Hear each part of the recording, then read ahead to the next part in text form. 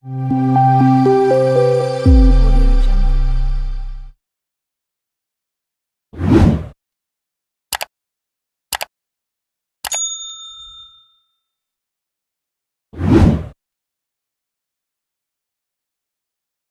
গ্রামে থাকতেন এক পরিশ্রমী বুড়ো চাষি, নাম তার রঘুনাথ চক্রবর্তী।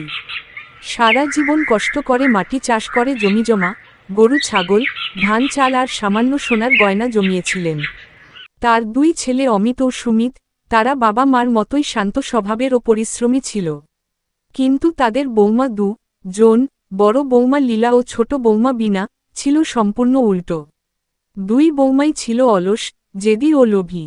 তারা সারাদিন ঘরে বসে গল্প করত, গয়না জামাকাপড় নিয়ে লড়াই করত, আর সুযোগ পেলেই শ্বশুরের জমিজমা ও সম্পত্তি দখল করার জন্য ফন্দি আঁটত।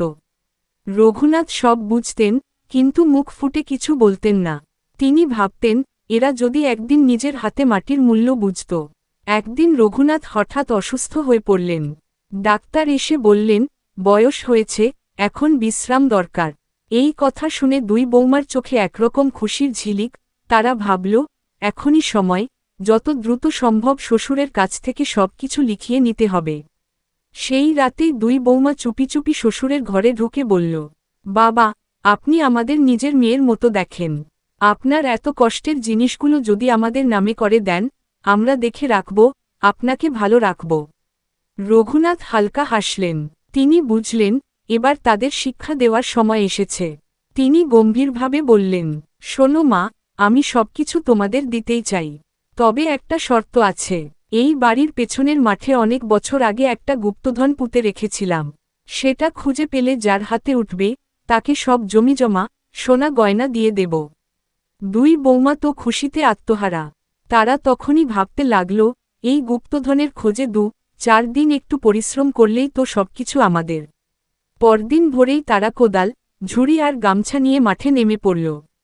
গরমে ঘেমে একাকার, মশার কামড়, রোদের আঁচ, কোনো কিছুর তোয়াক্কা না করে তারা গর্ত খুঁড়ে চলল।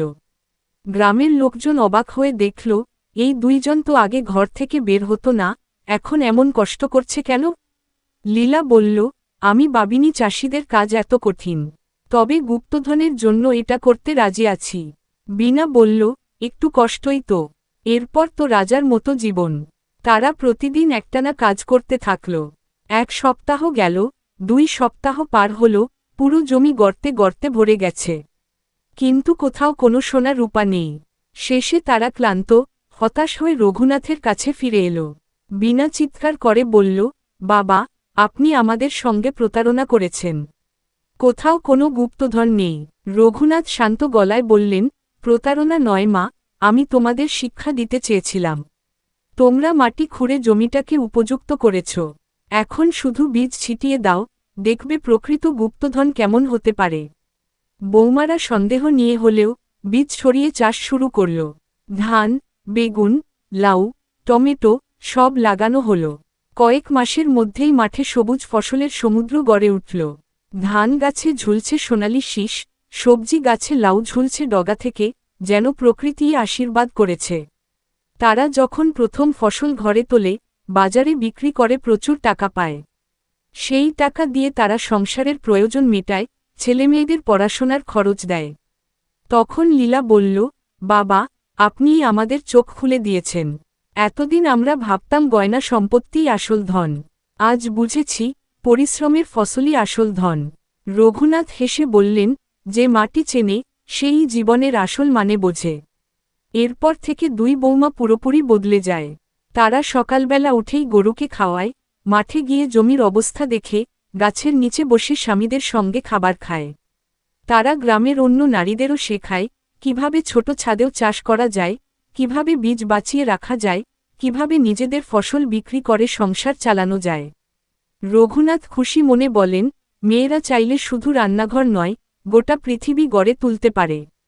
বছরখানেক পরে গ্রামের হাটে তারা একটা ছোট স্টল দেয়, যেখানে নিজেদের চাষ করা সবজি বিক্রি করে। সেখানে একটা সাইনবোর্ড টানানো থাকে, মাটির নিচে নয়, পরিশ্রমেই আছে আসল গুপ্তধন। এভাবেই এক বুড়ো চাষির বুদ্ধিমত্তা ও ধৈর্যে বদলে গেল দুই লোভী বৌমার মন, জীবন আর ভবিষ্যৎ।